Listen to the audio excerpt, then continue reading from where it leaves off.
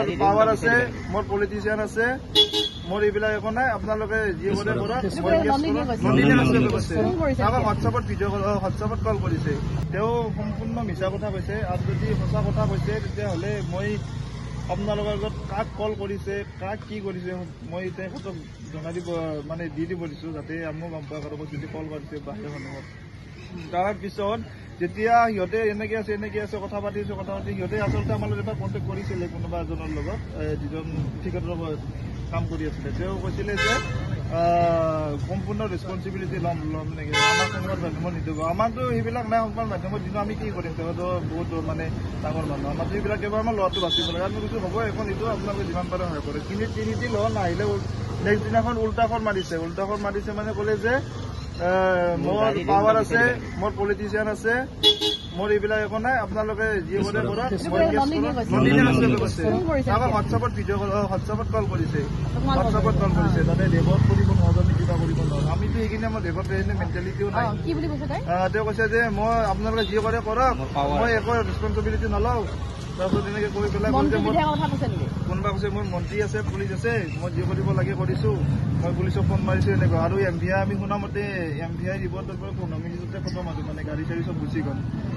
আচলতে তেখেতসকলে ভবা নাছিলে মানে তেওঁ আৰু পুলিচে অলপ চাইড কৰাইছে যে আমি মানে একো অসুবিধা হোৱা নাই। আৰু তাৰপিছত সেই গম পালো এনেকুৱা কৈছে তাই। আমাক ফোন মাৰিছিলে, হোৱাটছআপ কৰি মাৰিছিলে তাইক। এতিয়া তাই আমাৰ তাত খাত কৰিছিলে, মই জনাইছো আপোনালোকক। সেইটোৱে আছিলে। তাৰপিছত ক'লে যে এনেকৈ। তাৰপিছত আমি ভাবিলোঁ নহয়, আমি মানে এনেকৈ আৰু একো নাপাম, আমি পেচেণ্টটো আমি নিজে চাব লাগিল, বাকী সংবাদ মাধ্যমক আমি জনাই দিওঁ। তেতিয়া আপোনালোকে সহায় কৰিছে, যথেষ্ট সহায় কৰিছে আমাক, লগতে অসমৰ ৰাইজেও। তাৰপিছত আপোনালোকে আহিলে। তাৰপিছত সেই নহ'লেতো আমি যদি এনেকৈ থাকিলোঁ হয়, এইখিনিও গম নাপাই যে তেখেতে নন্দিনী কেছটো। তাৰপিছত গ'ল যেতিয়া এপ'লত হস্পিটেল শ্বিফ্ট হ'ল সেইদিনাখন, তেখেতসকলে ভাবিলে নেকি যে ইমাৰ্জেঞ্চি হ'ল আৰু তাৰ কাৰণে চিফ্ট কৰালে। তাৰপিছত ৰাতি প্ৰায় 10মান বজাত বাপেক আহিছে, লগত 6জনমান মানুহ আনিছে। আৰু বাকী কোনো নাই, কেৱল কৈ আছে সংবাদ মাধ্যম আছিলে। আমি সেইবিলাকতো মাথা মাৰা নাই, আপোনালোকৰ আছিল তেতিয়া। তেওঁ আহিছে 10মান চলি আছে। আপোনালোকক মই একদম হাত জোৰ কৰি কৈছোঁ, হাত জোৰ গৈছিলে, দেউতাক গৈছিলে, হয় দেউতাক দুবাৰ গৈছে। যিহেতু থানালৈ আহোঁতে তেওঁলোকৰ মানুহ আমি দুবাৰ মাতিছোঁ। আমি দেওবাৰৰ পৰা তেওঁলোকক মাতি আছোঁ। তেওঁলোক থানালৈ প্ৰথম কথা অহা নাছিলে। তেওঁলোকে ৰিজন দেখাইছিলে তেওঁলোকৰ পেচেণ্ট ৰখিবলৈ মানুহ নাই, ৰ'ব। তাৰপিছত নাই অহাৰ কাৰণে আমি আকৌ সোমবাৰে যেতিয়া তেওঁক মাতিছিলে নন্দিনীৰ দেউতাকে, গোটেই ৰাতি 7:30 মানৰ পৰা ৰাতি 12টা বজালৈকে তেওঁলোকৰ লগত ৰখি তেওঁলোকক সহায় কৰিব গৈছিল। কিন্তু তেওঁলোকক সহায় কৰিব যোৱাতে কোনোবা কেইজনমান যুৱক আছিলে, যিকেইজনে আমাৰ দেউতাকক দাবী ধমকি দি তেওঁলোকক মানে সহায় কৰিব নিদিলে। সেইটোৱে কথা। আমি এতিয়া মই মানে কৈছোঁ যে ভুল হৈছে নে শুদ্ধ হৈছে মই নাজানো। এইটো আপোনাৰ সোমবাৰে ৰাতি গৈছে দেউতাকে হাতত, নহয় এপ'লত। সোমবাৰে যেতিয়া থানালৈ তেওঁলোকৰ মানুহ আহিছিলে, তেওঁলোকৰ মোমায়েকজনে নিজে কৈ গৈছিলে যে আমাৰ অকণমান আৰ্থিক অৱস্থা বেয়া, আপুনি আমাক অকণমান কেছ পইচা দি সহায় কৰিব। তেতিয়া নন্দিনীৰ দেউতাকে ৰাতি গৈছে তেওঁলোকক দিবলৈ, পইচা দিবলৈ, বা খবৰো লৈছে। ICUত গৈ তেওঁ চাইছেও, নন্দিনীৰ দেউতাকে চাইছে আৰু পইচা দিবলৈও গৈছে, বা যি লাগে আৰু, অকল পইচা বুলি নহয়, গোটেই সহায় কৰিব গৈছে। ডক্টৰৰ লগতো কথা পাতিছে নন্দিনীৰ দেউতাকে।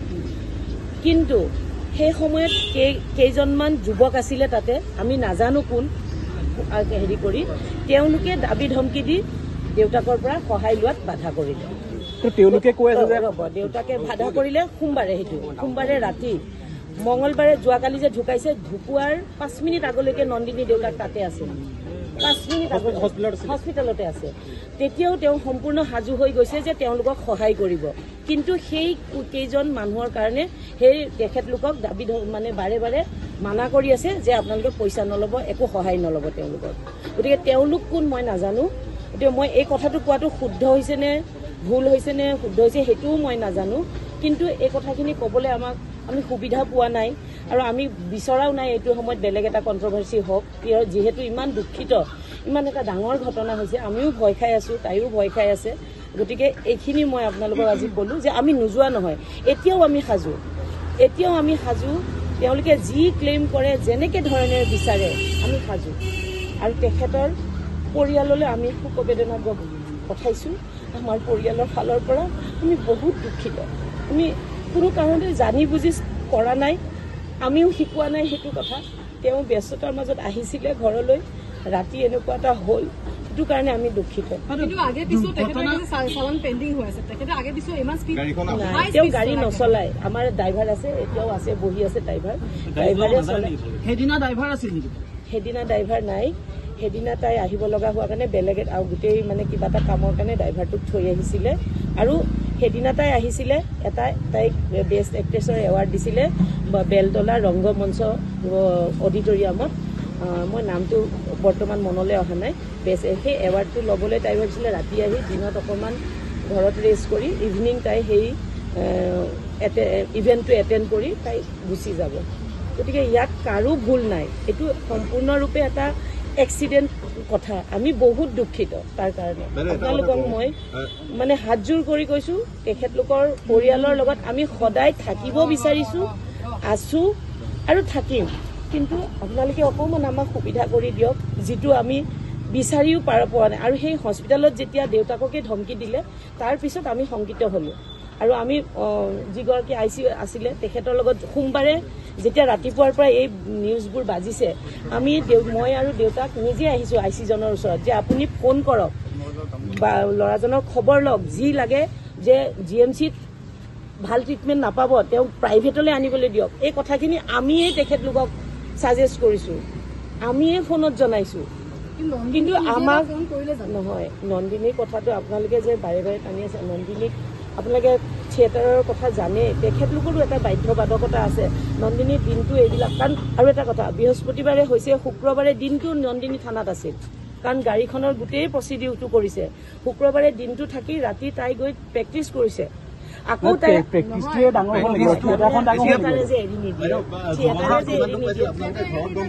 আমি নাই পোৱা ঘৰত নাই পোৱা আৰু যেতিয়া আমি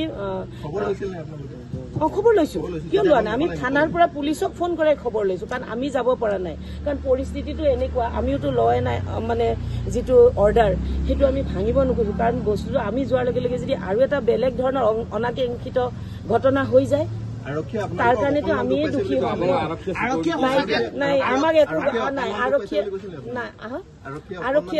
আৰক্ষীয়ে কি আমাক তেনেকে একো কোৱাই নাই কৈছে নাই নে মানে আমি আছো আমি ঠিকে আছে আমি খালি আমি কৈছে আপোনালোকে খবৰ লওক আৰু তেওঁলোকক কিবা সহায় লাগে নেকি তেওঁলোকক মাতি দিয়ক আমাক যিকোনো খবৰৰ বাবে যোগাযোগ কৰক 7099017330 লগতে 7099017110 নম্বৰত